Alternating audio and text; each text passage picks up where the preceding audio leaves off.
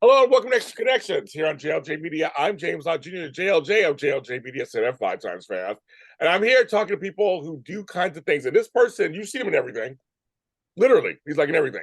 Just pops up here and there. Yeah, I'm the Forrest Gump of actors. I just kind of show up at all these kind of crucial moments. Do. Like, oh, seriously. James in this?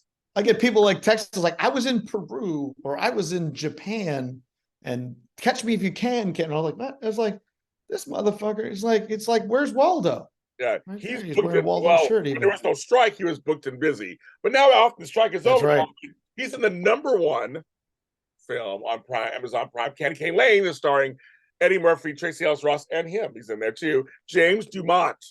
Hi, James. Thank you, sir. Thank you, James. Jameses. We're here, folks. We're here for you. Yes, James Squared. I'm down for it. But I do want to ask you a question because we are coming out of this whole thing. And before, like I said, you were always kind of working here and there, doing jobs, whatever. Oh yeah, no, so this was the first time in a very long time. I usually do in a great year 10 gigs, 6. This is #1 and the only one for the entire year. We shot this in March. I shot it the last 2 days of shooting in March. And we're out December 1. So, I mean, literally, this is my one and only job for the year. I had another job that I did, that I booked and shot in 2022. But this was my only job this year, which is a very rare thing for a guy that, does 8 to 10 a year. And I think I'm up to like 170 movies and TV shows at this point, So, yeah, it was, thankfully, I did a lot of network television shows, not a lot of streaming. And there's a big disparity between, and that's really what the fight was about, is the disparity, and that's the fight in our country in general. There's a disparity of wealth in here that is so incredibly disproportionate that enough is enough, and so don't be surprised if the the pilots, don't be surprised if the flight attendants, don't be surprised because what people are having to kind of try to get by on, the cost of living. When we asked for our first deal, it was the cost of living was 8.5%. We only asked for 10%. We only asked for like 1.5% more than just to live, right? And they still go no, and I go what? Like we didn't ask for enough. And then billions of dollars had to be lost in revenue in states like Louisiana, where I live, or New York, California, Georgia, and it's not, I think we don't realize how connected we all are. I think for me, we're at a time where those who are trying to gain power are doing everything in their power to point out how different we are from each other, when Tyson DeGrassi will tell you we have the same molecules, man. So who are we? Who is the enemy? And so, but I do think the enemy 100% at this point in time is the disparity of wealth in our country, that the gap, between, huge conglomerates, $1 trillion companies, and the worker is greater than it's ever been. And some of the gains that we got, even the gains that they had with the auto industry, those are they're getting rates back that they had from the 80s. So what's going on? What's going on really? And so and I'm very clear politically. I feel like I do have an advocate in the White House, that comes from working class. I think I would have loved him to intervene on a lot of these things a lot sooner. But there's 2 world wars going on, and one of the wars is 2 factions of people that are actually the most similar in the Middle East, but they would never admit that they are almost the same people, and they're fighting over land again. Here we are fighting over land again. So there's a cyclical historical nature to things. Coming out of COVID, I think we're at another century gap, where, if you look at 100 years ago, there was a world war and there was a pandemic, and then from that came the Roaring '20s. Yes. Some of the greatest thinkers, philosophers, scientists, unfortunately inventions like, the atom bomb, but you got Einstein, you got music, you got Louis Armstrong, you got some of the greatest literature, F. Scott Fitzgerald, you can, so from those horrific things came some of the most important pieces of art, so I don't have a doomsday feeling other than, the planet has already told us what's up. How many times can you just, poison me before I kind of respond back with a hurricane, a flood, a fire? You know what I mean? It's like, this iceberg, the largest iceberg in the world is moving. It's like, wait a minute, it never moved. So I think we have to be more cognizant about what we do forward. But I do think from these, from the phoenix comes out of the ashes comes, phoenix out of the ashes. I think from this can come really great work. I felt that the first Writers Guild strike was awful, that I was, affected by in 2007. But the quality and the caliber of television writing from 2007 to now has totally changed, man. Movie stars are doing TV because the writing is good. So yes, it was terrible. Yes, a lot of people were hurt and starved out, but it forced writers to remind themselves why they're storytellers. We're cut from the same cloth. I don't ever let anybody disrespect me as an actor because I'm a storyteller, and that's the greatest.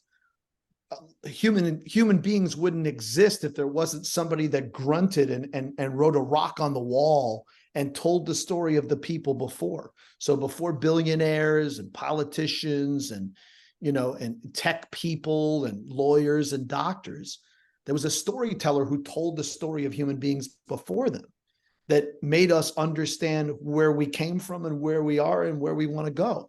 So I don't ever let anybody try to disrespect me. And, oh, you're an actor, where do you wait tables? It's like, get out. What do you do? A lawyer? I could do what you could do. You can't do what I could do, but I could do what you do. And everybody can tell a story. And I think everybody's entitled to. And I think once COVID hit and, city like New Orleans, that their whole identity is based on live events, music, sporting events, food, celebration of, and all those things are ripped away. What do you have? You have the people. You have the people. You have the culture of the city.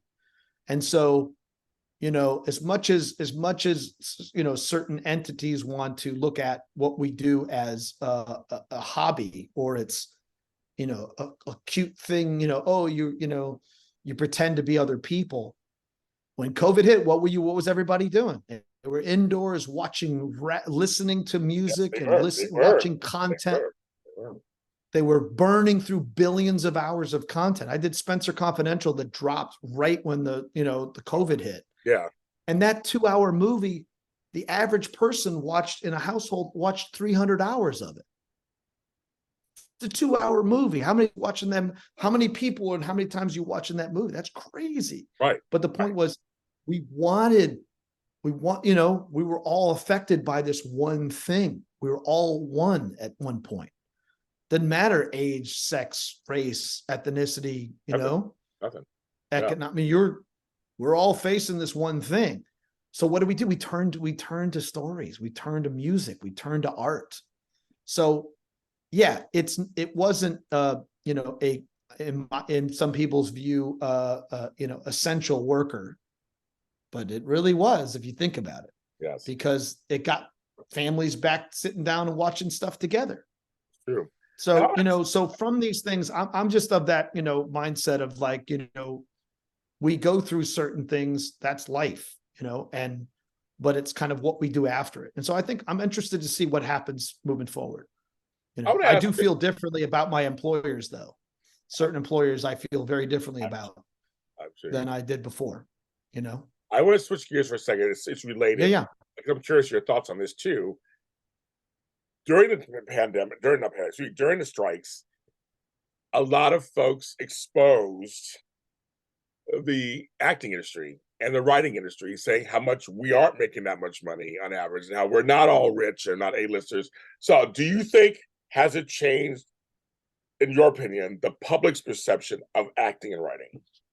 Correct. I think the smartest thing that I felt our union did, and I really hope that we do sign this, we agree in this contract. There are some people that it's not perfect, Right. but there was never an AI provision before, and just that there's at least language. It's a foothold. Yeah. When other governments, countries, industries are all facing the AI issue, we are not alone in that. Yeah.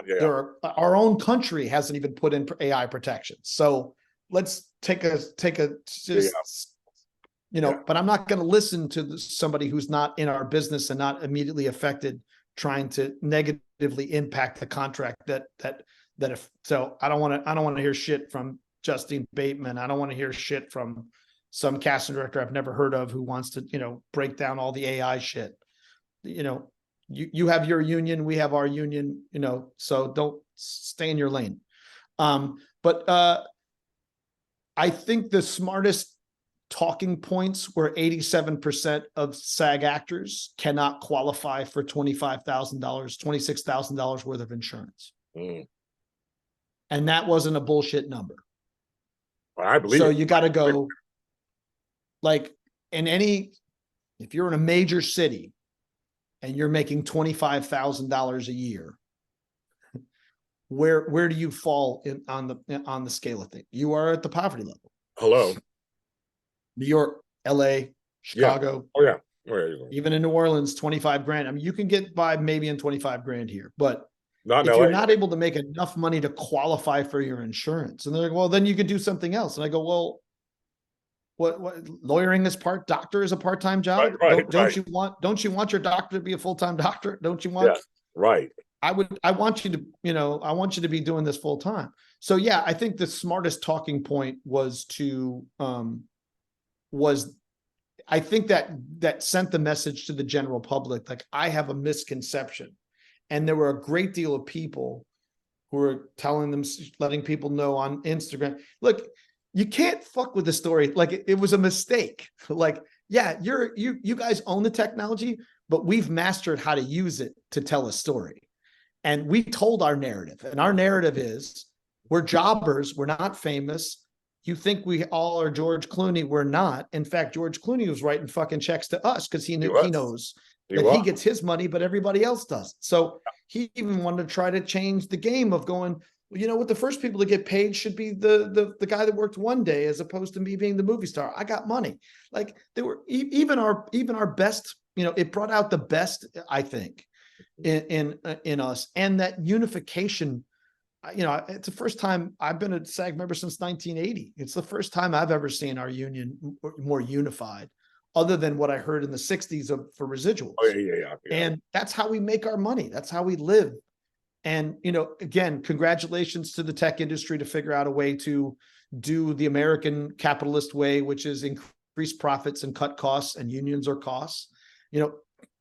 Good on you. That's, how to single-handedly destroy the middle class. Which built this country, by the way.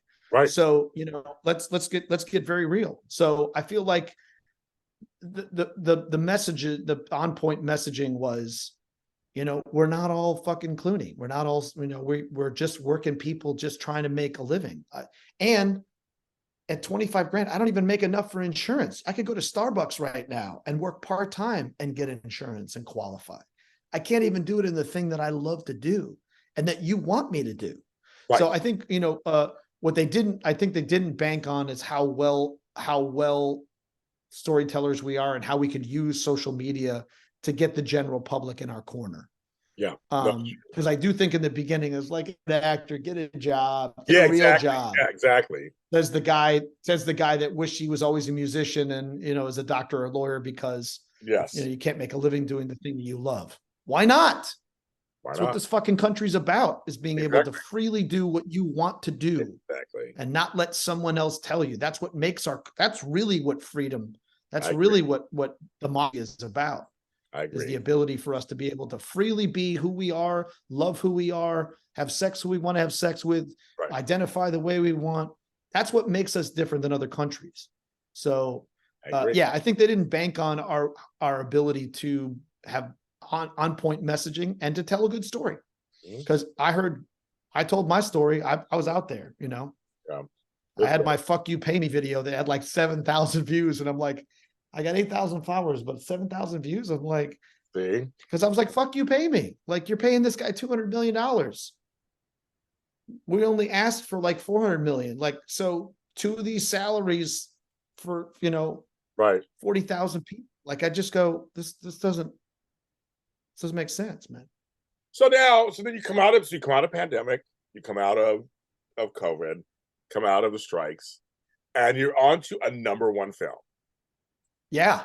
By an actor who was long time actor coming back into the business kind of again. Another actress who comes from a musical family and kind of has her own success, but like you're part of that. So how does that hit you as James Dumont, the character actor, the actor, the supporting actor? How's that hit you? Well, first off, you know, the director's Reggie Hudlin. We love whose him. work I've loved forever. Yeah. And like House Party, like I used to be a DJ. House Party, I fucking did more I did more frat house parties than anybody I know. Yes. So, you know, you caught a cultural phenomenon at a time that everybody, and people still having house parties. They still so, you know, to be able to have that kind of impact, I always wanted to work with Reggie, and there's a movie Great White Hype that he directed with Peter Berg and Sam Jackson. You know, I just was always a fan of his, and then I came really close on Django Unchained, but I couldn't go down and meet Quentin because I was in a movie in Mexico City and they wouldn't let me out, and I was like, this is going to be a big movie, and they're like, I don't know, Quentin's movies. I was like, when is Quentin's movies not big? Right. Yeah. Right. I mean, okay. So Reggie was a producer of that. And then I did this movie called Safety for him for Disney Plus. Okay. And I made my mark with him. And I came in and I just delivered. You know, he had a room full of 200 dudes, and I, you know, like, let's rehearse it. And I did it once, and he's like, shit, we should have shot that. I was like, no, I could do it 3-4 more times. So I built a nice relation. And Peter Berg, you know, I've worked with Peter Berg 3 times. So, and Peter was in the Great White Hype. And so, you know, every time I'm on set, I take a picture with Reggie and I send it to Peter, you know, just for me. Yeah. So I built up a nice relationship with Reggie to the point where, you know, my role, to be honest, could be played by any supporting character guy in any market anywhere. And, but the thing is, he knows that I can deliver for him. In fact, I was coming in the last 2 days of shooting, and one of these things was very difficult, and they had the conveyor belts, and they have to do all this, the animation stuff, and it took them 3 hours to set it up, but I knocked all my work out in 20 minutes. And he goes like, you're an assassin, man. Like, and I go, well, I've gotten myself to the point where I'm kind of like a closer in baseball, like for the Righteous Gemstones on HBO. That's a great show. I've done 3. Thank you so much. I've done 3 seasons. My son's on there as well. He plays Pontius, Danny McBride's son. And, you know, we do 3 cameras all at once, man. We do 6 cameras, you know, there's improv, you know, you have to be sharp and facile. So I think, you know, for me, did I think that this would be the #1 movie? Yeah, I probably thought so, because I felt like Eddie Murphy, he hasn't done a Christmas movie. You know, there'll be a sequel to Candy Cane Lane. I'm pretty sure there will. Yeah, I'm sure. You know, it's like the way they set it up at the end. It's definitely a sequel. And then, you know, this chemistry between Tracy Ellis Ross and Eddie was gold. And even my chemistry with Tracy was gold, because she's coming off 3 camera. I'm coming off the kings of keeping a straight face improv, you know, masters, you know, and it was like, you know, we created scenes and dialogue that didn't even Reggie's like, go, because at that point in time, it's the last 2 days of shooting, and my character has been talked about. And now, you know, this is our time to establish all this stuff. So we had the editors came right up to me at the premiere, and they're like, James, oh my God, we fucking love that. All your facial expressions. And, you know, we had so many choices to choose from. And I was like, that's my job. You know what I mean? So did I think it would be #1? Yeah, I had a feeling that, you know, I I negotiated that I would get to do the live premiere. I didn't know it would not happen, but I negotiated it and I got to go. So it all kind of worked out. And Nick Offerman's an old friend of mine from Chicago. So, we're in the same movie together. And the kid that was in Safety is also, TJ is in, he's also in, he plays Eddie Murphy's son in here. So, I think it's Nick, he plays Nick. So yeah, it was kind of like, and Kelly Younger, the writer, is a really good writer. I knew his work as a playwright. Oh. And he writes for the Muppets and stuff. And he's a, New York theater playwright, Yeah. and I just think the script was really good. I think it's a kind of like, you got to know that Amazon's really backed this film, to the point where they had an Amazon Prime Day. So, your Prime membership, this is how I like this model of being able to go, well, because of your membership, you can then go to a theater and your membership gets you a ticket. Right. So then you're like, wait a minute, now coming out of COVID, we're looking at a new model here of subscription based. We can watch it later, but then I can have a live theater event and the theater can sell concessions to make money and everybody, and you get people into the theater seeing a movie together, as opposed to separate and in different households. So, and then, because it's on Prime, they could watch it over and over and over again. So like, it's a kind of a win-win in many scenarios, but again, if the story's not good or it's not funny, and I laughed my ass off. There was great performances in there, some people really stole that movie, but Eddie Murphy did Eddie Murphy. Eddie Murphy knows exactly, breaks your heart when he's sad and things. He's got the chops. I'm like, oh, that's right. Eddie is an actor, man. Mm-hmm. And then there's that funny, I need Eddie Murphy to go off, man. I need him, to riff and to be funny and to, and subtlety and drop in jokes. But that chemistry between Tracy and Eddie is like, it's magical, it's a good combo. I know I like it. It's so for you, you're actually saying what I try to tell people all the time.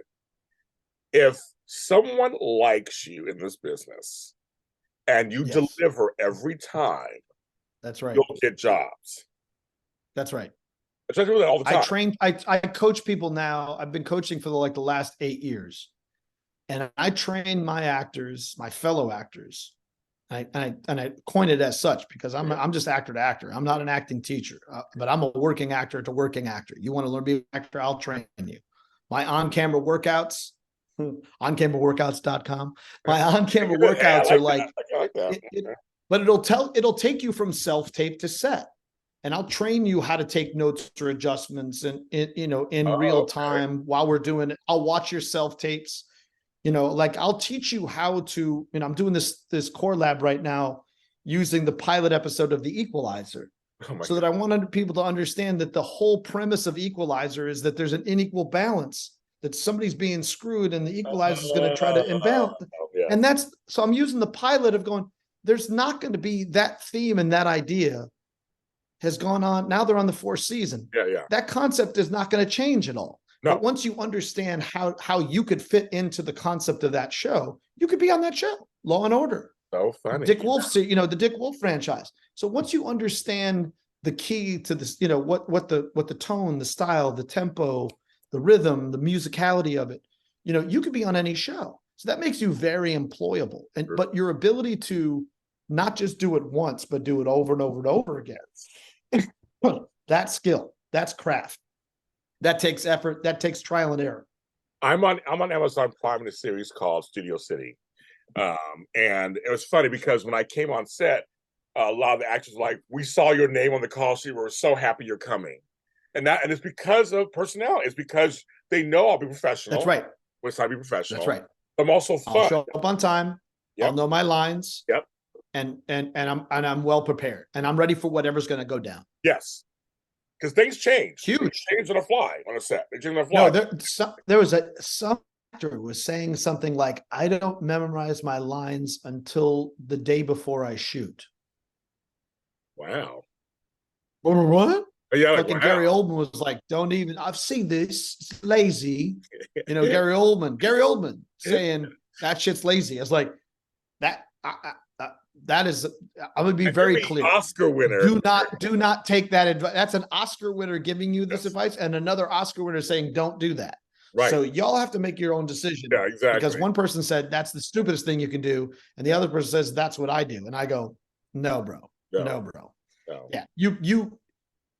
Again, I use that liken of a closer in baseball, and if you're a baseball fan, you know, if you're up, that person's got to throw 9 strikes. I got to throw 3 masters, 3 mediums, 3 close. I'm out. I'm of the Sam Jackson philosophy of like, you don't need to be going more than 3 takes with me. Yeah. It's not on me. That's camera. That's the director wants something else. But I'm once I'm on set, the clock is running. The meter is running. It's expensive. Yes. And so I have to come deliver, you know? And so, you know, I know there's been a thing where even in New York, there was like, you know, they started doing like a kind of hybrid callback or a hybrid audition where they would be on Zoom and you would be in your home, but the decision makers or a director would be in there so they could give you direction, because actors were doing 20 and 30 takes of a little co-star 2-3 line thing for Law and Order. Then they get on set and they're blocking off Midtown Manhattan at, you know, $30,000 an hour at least, right? They're blocking off Midtown. Think of what the dollars are. And then your job is like, you know, officer, there's this thing, you know, you're the police officer, you know, and you only have 2 or 3 lines, but they couldn't get it done because they had done 20 self-tapes at home and now they're on set and they don't have the luxury of time. Yeah, they don't. So, you know, I'm pretty, you know, I have like 1,300 students online, not all at once. Everybody comes in, you know, over the last 3 years on Zoom, it's like 1,300 from all over the world. So I train people to go from self-tape to set, and I use everything that I've learned. I'm only speaking from my experience of self-taping for 15 years, booking huge movies off of Gemstone self-tape, Dallas Buyers Club off of self-tape, Jurassic World self-tape. I would go down the list, bing, bing, bing.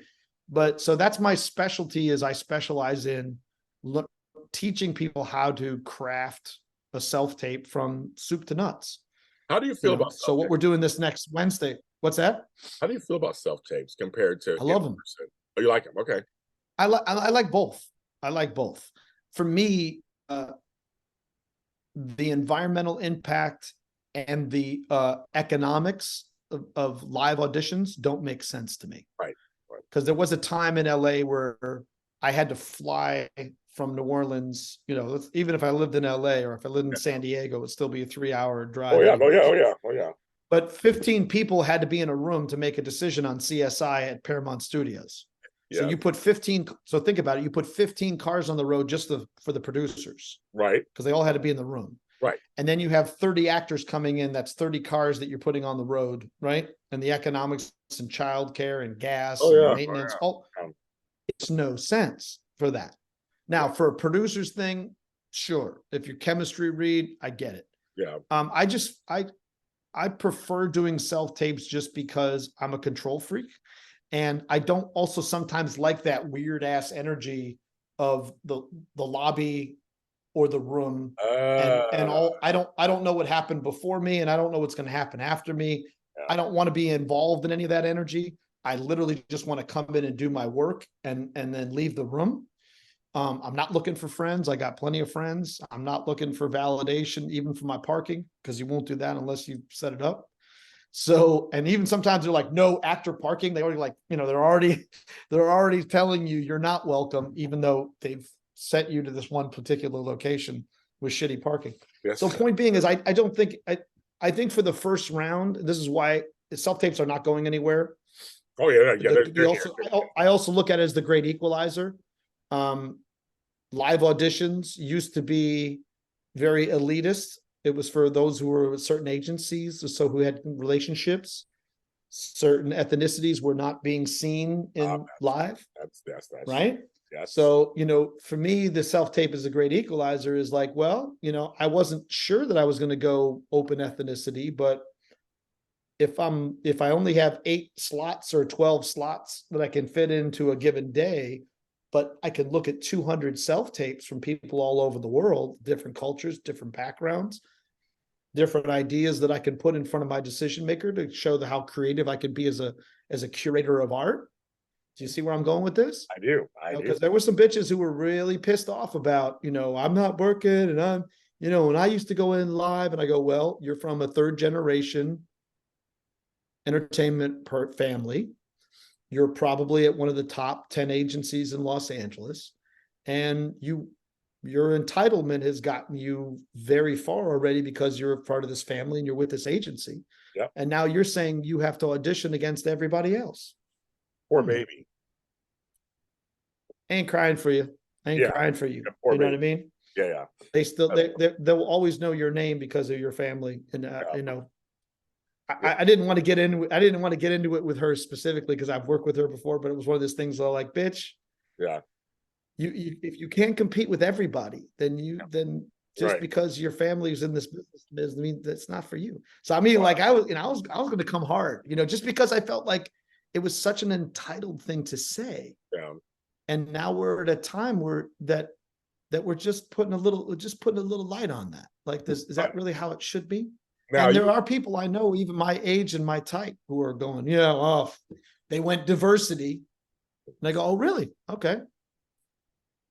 So you're saying that race was the reason that you got auditions before, not because of your skills or your talent. Right.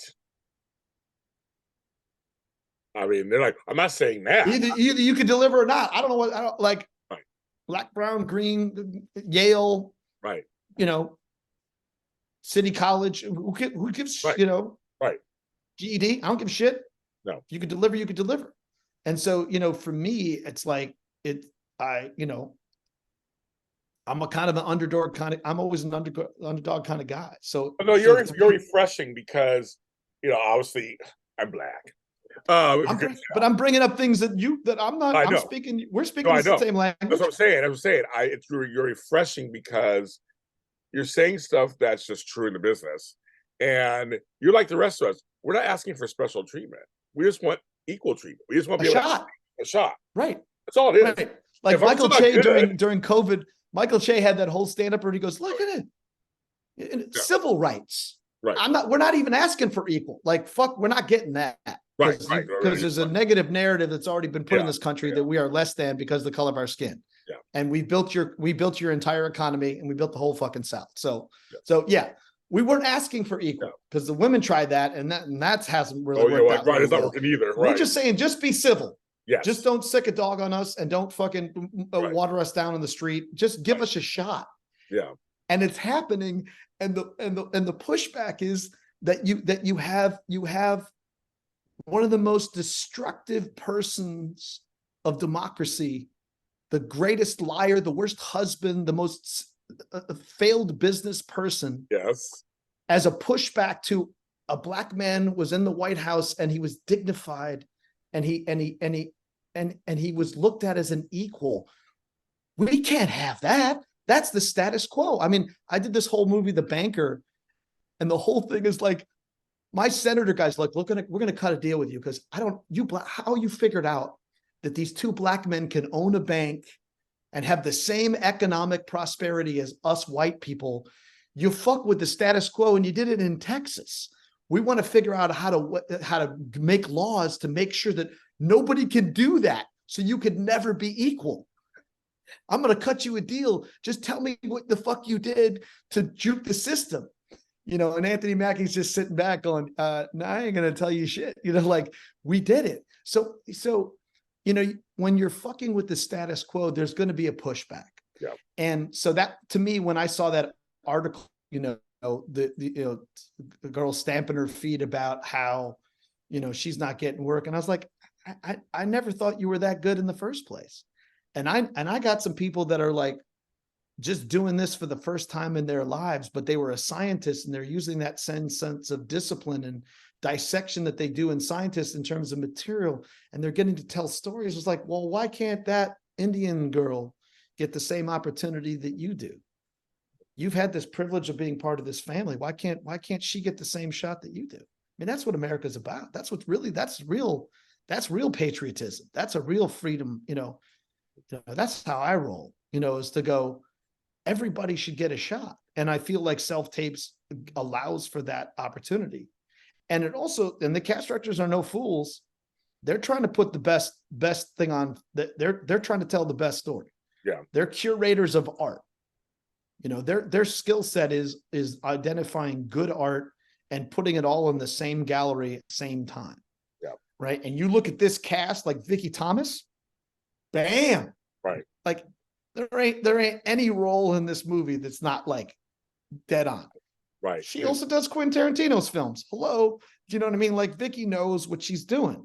Yeah. And so, you know, and even like my fellow other Stephen Tobolowsky in there, Nick Offerman. Oh, yeah. Like I know, like, you know, it could be anybody, but you know, so I do think that they also need to be acknowledged in the Oscars, because there's a beautiful art to curation of this talent, of putting them all in this, you know, everything everywhere all at once. I mean, like that cast was, Sarah Finn put together a ridiculous cast, but she's watched those Asian actors for decades before an opportunity came. So I feel like we're again, it swings back to that whole thing of like, we're at a really great time. It's the era of the storyteller. There's no two ways about it. Agreed. And everybody should be able to tell his story. Right. You know, I've been trying to produce project films, television shows with predominantly African-American casts, and I've been laughed at and ignored for 15 years. Oh, sure. And now I'm like, I got it to Courtney B. Vance. I got it over to Wendell Pierce. They both have network deals. I'm like, I got it over to Reggie. Okay. All of a sudden, what now you want to hear the African-American story? Because there's an audience, right? The Hispanics still have not been properly acknowledged in this country. Nope. In terms of, Nope.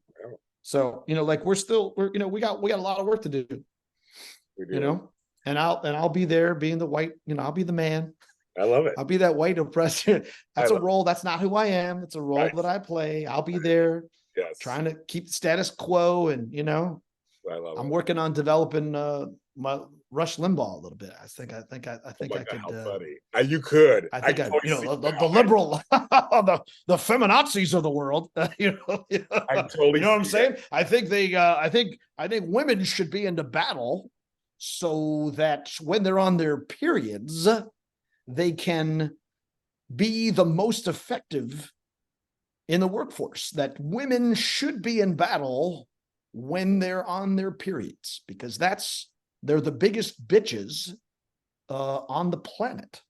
You know what I'm saying? You're doing his life story. You gotta do his life. Basically that's my new ticket right now. Yes, Like, you gotta do his life story. because I played him in like a reading of a screenplay, and everybody's like, Yeah, now I see it. Like- I was like, now I totally see like it. the Rush Limbaugh story. It's like, man, Well, it's and actually, I got to do him I mean, justice. well, the thing is, I remember him when he was on radio in Sacramento years ago. So I mean, he actually has a story. He actually really does have a story. He's got a story. He has a story. I remember. He's a pill popping Viagra, you Yeah. know. Well, he has a story. He has a story. I see Narcissist. you. I mean, he's I see you. I mean, you know, I'm, you know, if he were still alive, he'd be pumping for Trump. I mean, he'd be He like, would. you know, like Yeah. he just, you know, hate was his thing. But what's the other side of that guy? You know, there's got to be. Yeah. What's he, you know, like Trump? He's just overcompensating because his father didn't love him unconditionally. You know, what are you making up for? You know, what's the deficit? You know, as my teacher Larry Moss would say, you know, what's the Achilles heel? What's the fundamental? What's your kryptonite? And why you overcompensating so much? Yeah. You know, down here in the South, I'm like, you know, why do you have so many guns? Right. Why do you have these big trucks with big wheels? Giant trucks. They will say, yeah, giant trucks. Are you kind of overcompensating? For Yeah, I think they are. Feeling like, you know what I mean? You're fearing a black hat. Yes, I think so. James, I could talk to you forever. I have other interviews. I know, dude. I know. I could talk to you forever. I always give you everything. I give you everything I can, and then good luck. Good luck editing that shit. My thing is, I want even more. I have other questions. I'm running out of time. I want to ask you more questions because I know you'll tell me the truth. That's why I love it. I love it. Always. Well, you're welcome back on the show anytime. Anytime you're back on the show. I love. Yeah, I usually come back. Usually people are like, yeah, man, we just scratched the surface. There's and more. I'm sorry I might have thrown, you know, like if you had certain questions and stuff. But if there's things that specifically you want, like let me know. But we, you know, like I like to just cover. I don't know where it's going to go. You know what I mean? Like when I'm doing interviews with people, it's like I start with that one question, I end with that other question, and where it goes, you never know.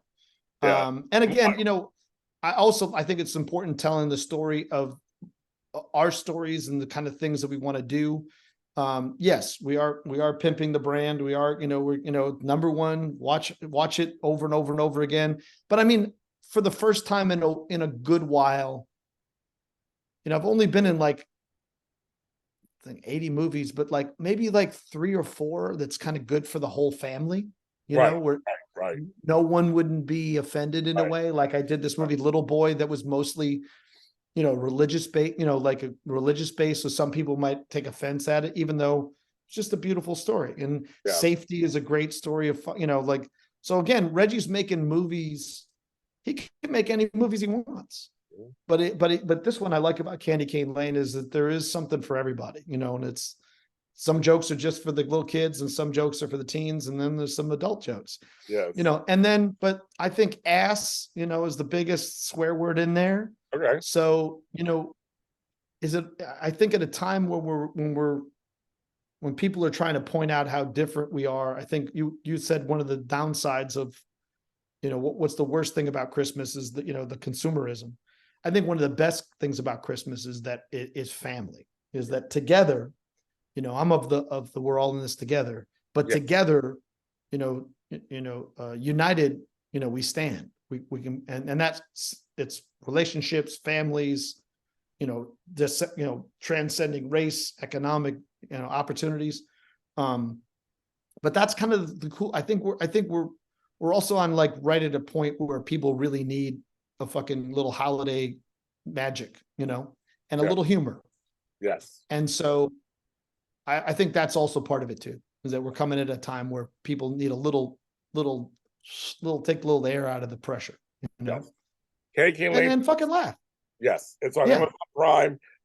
Promote your business. Your on-camera audience is not going to promote it. Where can I do an on-camera workouts. You can find them on cameraworkouts.com. I teach on Zoom. I have, students all over the world. I do a Wednesday day class, which is called Lunch Crunch, where I give you material and you shoot and upload your self-tape. And then we watch it. We watch, I give you feedback on it. I show my self-tapes. So you really learn by, watching other people, and you learn from, I practice what I preach, and that's on Wednesday during the daytime. And then I have a Wednesday night class, which is called Core Work.